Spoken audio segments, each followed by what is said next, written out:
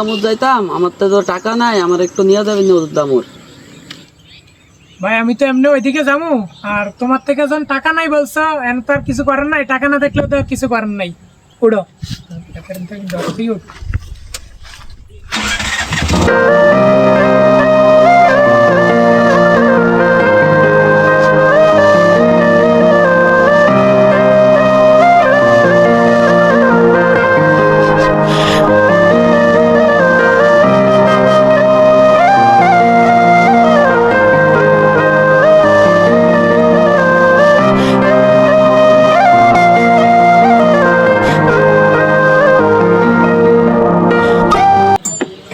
ভাইয়া আপনাকে অসংখ্য ধন্যবাদ আমাকে আনার জন্য। আমার কাছে এত টাকা ছিল না, তাই আপনাকে বললাম আর কি যে আমাকে আনে নদীর দামুর।